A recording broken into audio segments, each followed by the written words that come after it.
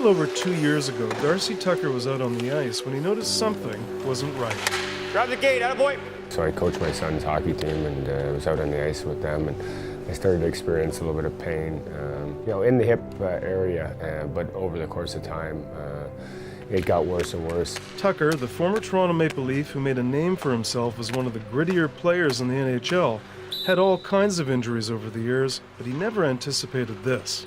I didn't have any hip problems, in my career. For me, it was kind of a shock, because when I did retire, I felt pretty darn good about the way my body was. Tucker decided he had no choice but to see a surgeon.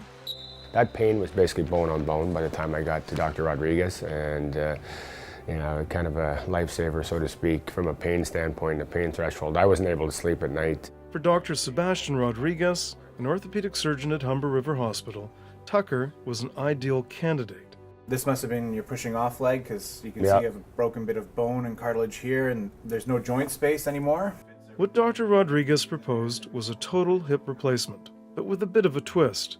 Instead of approaching the joint the way most surgeons do, from the side or the back, what Dr. Rodriguez wanted to do was approach the arthritic joint from the front. A lot of surgeons are now starting to experiment or slowly use this technique. It's known as the direct anterior supine approach, and it's gaining in popularity in Canada. So overall, the technique isn't new. It's new to Toronto and it's new to Canada overall, but it's something that's been well established in many other countries and in other regions.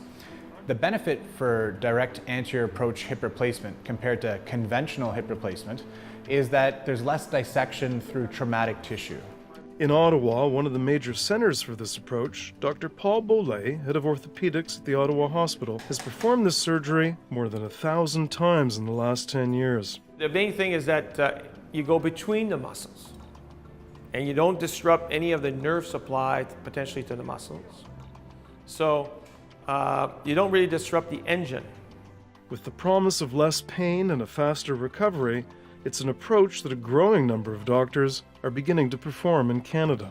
It's also something that's saving hospitals hundreds of thousands of dollars. I think the benefits to the system are multiple. Whenever we do something in medicine that's less invasive, it allows for a faster recovery, and overall that decreases the burden on healthcare, which we all pay into as taxpayers.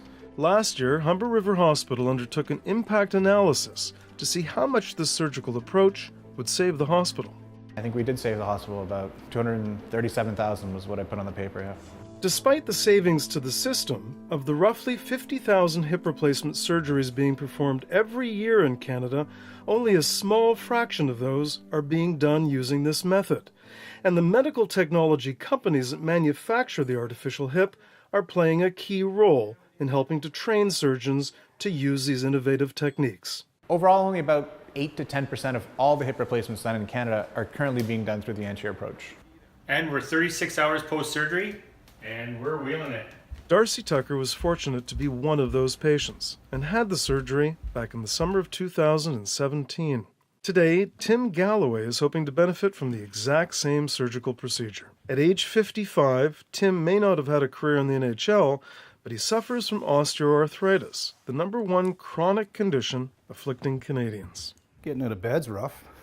Putting socks on is even rougher. For the last 7 years, Tim has been less and less mobile, and his job working as a finisher on construction projects is getting tougher and tougher. At the beginning it wasn't so bad, but now it's progressively got worse. It's affected my life. Some things like squatting are especially painful. Well, you get down and it just burns on the way down, and then you know you got to get up, so you're looking around for something to grab onto to get up. And to me, that's the worst part. With the surgery scheduled in just a few hours, Tim's partner Tracy offers some encouraging words. Are you nervous? No. Yes, you are. You'll be fine. Yeah. You'll forget all about this in the summer. The trip to the hospital doesn't take long, and Tim seems more than ready. Honey, even your personality's you're gonna be much happier. Nice. I'm gonna see those beautiful white teeth more often. Tim will be in good hands. His surgeon is none other than Dr. Paul Beaulet at the Ottawa Hospital. How you doing, Mr. Galloway? Good to see you again. You too. You have any last minute questions? Nope. You're all set to go? Ready to rip. Okay, we'll bring you around and then you'll meet the anesthesiologist. Okay. From the time that Tim is wheeled into the OR to the time he's wheeled out, it's only 50 minutes, all done under a local anesthetic. So we're doing this as outpatients. So the first two patients this morning went home today, and the other two will be home. We'll leave tomorrow at 10. Bringing our average length of stay for a primary hip at 1.1 days. 5-6 years ago, we'd be talking about 3 days, 5 days. You know, so at $1,200, $1,300 a day, that's not insignificant. The surgery goes without a hitch, and Tim and Dr. Bole are both pleased. Good, perfect. Go home tomorrow at 10. Perfect. And early the next day, Tim's partner Tracy is there to take him home. I did a physio this morning. I did some exercises, and then they wanted me to do stairs because I have stairs at home. No problems. No problems at all. He'll be up on his feet within days, just like Darcy Tucker was, seen here 6 days after his operation. These days, Darcy is back on the ice, coaching his son's team and skating pain-free. Beauty! It's been a little over 6 months since the surgery, and Tucker's rehab has been remarkable. He's with me. Now I'm with him. Now he's with me. Now I'm back skating, basically almost back to 100% from where I was before the surgery. From my perspective and my point of view, it was a life changer. I needed something to get back to normalcy. This one, for me, was the one. For Dr. Rodriguez, it's all about better patient outcomes and saving the healthcare system money. So I think it's important that if we can do something that people are happier with, have less pain with, and are able to get home to their loved ones sooner, and that additionally benefits the healthcare system financially, it's something we should pursue.